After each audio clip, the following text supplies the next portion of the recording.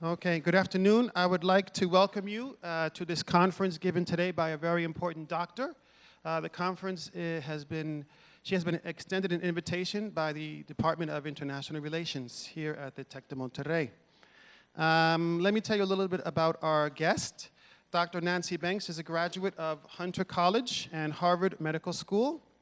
As a senior medical student, she was awarded a scholarship from the American College of Surgeons to study surgery and tropical medicine at the Benin Medical College in Benin, Nigeria. She completed her internship and residency in general surgery and obstetrics and gynecology at St. Luke's and Mount Sinai Hospital and at the Memorial Sloan Kettering Cancer Center. Dr. Banks also has a master's degree in finance from Pace University.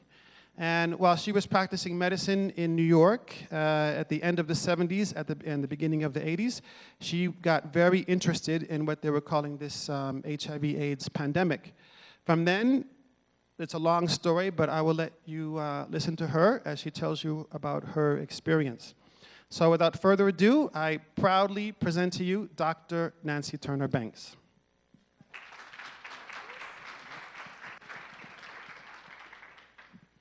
Buenas tardes, damas y caballeros. Gracias por esta invitación a Tecnología de Monterrey.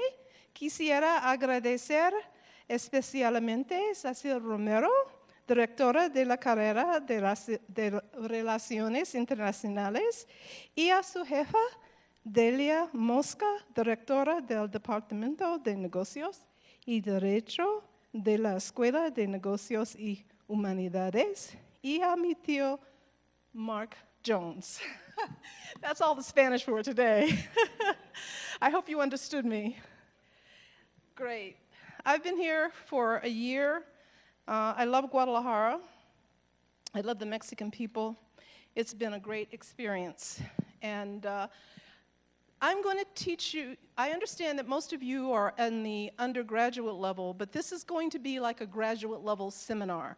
I'm going to treat you like graduate students, and when you leave this seminar today, you're going to know something about globalization and about the money system and how money works in the global financial markets, probably better than 90% of the people on the planet. Because this, unfortunately, although the monetary system is probably one of the most important things that happens in the world, it's not generally taught in a way that really makes sense either at the undergraduate or the graduate level. So the title of my lecture today is The Deadly Virus of International Greed, Understanding the Meaning and the Consequences of Globalization. Is this... And this is, cui bono is an Italian word from the Latin. And when you see this word, I'd like you all to say, can you say cui bono? It means, is this a word, are these words in Spanish? Because in Italian it means who benefits. And so throughout the lecture, when I talk about things, I want you to think about who is benefiting from the processes that we're going to talk about. And of course, today we may get into a little danger because thinking for yourself in today's world is a little bit dangerous. Now, just a little bit about me. I'm from the Midwest in the United States, from a state called Ohio. This is my high school, Warren G. Harding High School, where I attended. And when I attended high school in the United States, I'm part of what is called the baby boom generation. And at that time in the United States, there were problems. There certainly were racial problems, but we did not have drugs, and the country at that time was very prosperous. When I was in high school, I was an exchange student, and I lived in the Netherlands with a Dutch family for a semester, which was a terrific experience. It was the beginning of me thinking about how the world works, because when I went to the Netherlands, it was maybe 2.5 decades after the end of the Second World War, and there were still burnt out and bombed out buildings. And for a kid from the United States going to Europe and seeing where the battles were and seeing some of the buildings that were still burnt out from the Second World War, it had a very profound had a very profound effect on me, and it made me begin to really think about how we can have a more peaceful world. So after I finished high school, I actually, because of the civil rights movement in the United States, I got involved in the civil rights movement, and also it was during the time of the Vietnam War, and because I do not like war, these were things also that had a great impact on me, and I was fortunate enough at that time to meet Dr. King. Dr. King said, "He who passively accepts evil is as much involved in it as he who helps to perpetuate it. He who accepts evil without protesting against it is really cooperating in it." And this is also part of the Nuremberg Code. After the Second World War, when the Nazi war criminals were put on trial and they said they were just following orders, unfortunately, the excuse that you were just following orders was not an excuse. Today, we see that many people are saying they're following orders, but I think there's always going to be a day of reckoning. I went to Hunter College in New York City. It's part of the City University of New York, where I majored in psychology and biology. I then went on to Harvard Medical School in Boston. After Harvard, I studied surgery and obstetrics and gynecology at Mount Sinai and at the Memorial Sloan Kettering Cancer Center, which is the premier cancer center in the United States. But as I started my practice, I really became a little bit disturbed, because one of the things that I saw, that I really wasn't I was taught how to give medications and drugs and how to operate, but I really wasn't taught how to keep people healthy. And that really began to disturb me, also because at that time in the United States, many people were beginning to ask about alternatives to the healthcare system. They were tired of taking the drugs, and they knew that many of the drugs had side effects, terrible side effects. For example, the other reason I got involved in thinking about how the world is functioning, other than in medicine, is because every time there's a macro or a microeconomic issue, it ends up in the doctor's office. For example, if there's the oil spill by BP in the Gulf of Mexico, there were a lot of chemicals, and so the people in the Gulf are very sick. Or there was the chemical spill in Bhopal at the end of the 80s, where thousands of people died, and the water is still polluted. And in the United States right now, they are beginning to explore for natural gas, and they are doing a process called fracking. And the fracking is when they're using pressure to put chemicals into the ground to be able to extract the gas.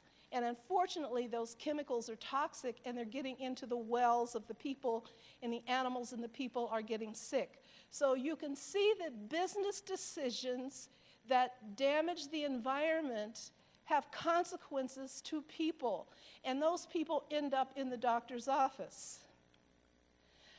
This is one of the reasons I went to the business school, because I knew that there was something about the way the economy was functioning that I didn't understand. And it was in business school that I first heard about something called fractional reserve banking. How many people know what fractional reserve banking is? 2. So 90%, it's maybe like 99%. So when you leave here today, you're going to be smarter than a lot of people, because fractional reserve banking is the way banking is done. And when you really find out what that means, you're going to be astounded. Because fractional reserve banking is the elephant in the room. It's the thing that really makes the world run. It's the thing that causes a lot of problems, yet it's the thing that most of us don't know anything about. This is, oops. Is this my pointer? I'm trying to figure, I'm technologically not so smart. Okay, oh, here it is.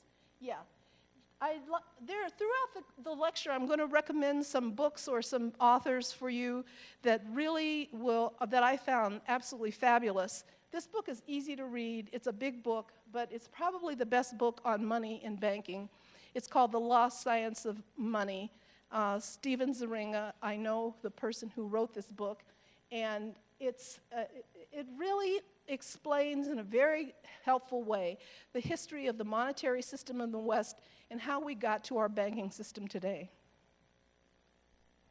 This is the book that I wrote, AIDS, Opium, Diamonds, and Empire, The Deadly Virus of International Greed, because I wanted to look at, did I really understand what AIDS was, how did it come about, and how is it being portrayed? And what I found was very different than what is being taught.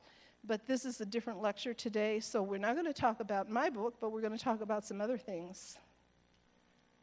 No, this is not about making profit from weapon sales. It's about control. Control the flow of weapons, control the conflict. No.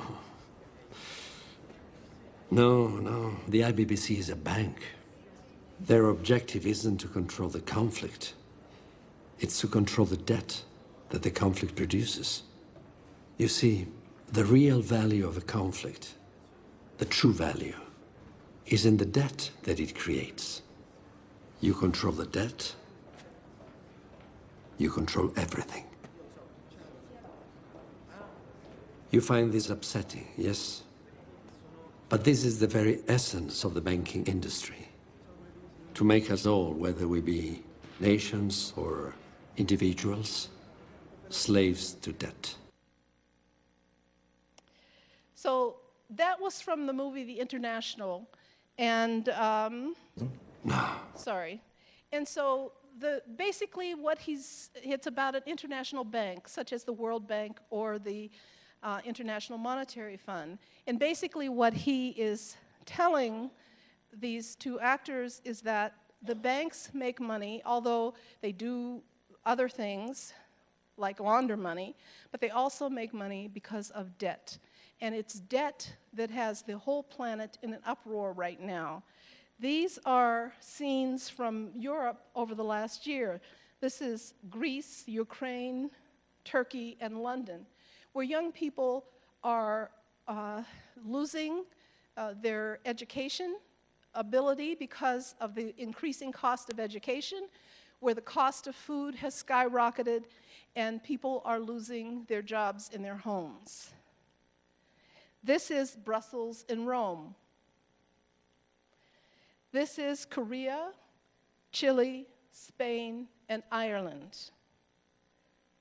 And this is Occupy Wall Street in New York, where the mantra is, we are the 99%. Because the wonderful thing about the Occupy movement is that young people, almost all of these movements are young people, but the one thing about the Occupy movement, the young people are having teach-ins, and for the first time, because in the United States, our students are saddled with so much debt, and right now they're having difficulty finding employment, that they are beginning to talk about why they have so much debt and what the banking system has done to them. And so the conversation has begun. And once the conversation begins, it's not going to stop. Whether people want it to stop or not, it's not going to stop. In the United States, at this time, we have the highest wealth inequality of any industrialized country. In 1970, our CEO pay to worker pay was 24-to-1. And by 2004, our CEO pay to worker pay was 500-to-1. From 1986 to 2006, the richest 1% of Americans tripled their after-tax income, while 90% dropped by 20%. So the middle class in the United States, the backbone and the stability of the United States has traditionally been the middle class, and the middle class in the United States right now is being gutted. And this wealth transfer has continued under both political parties.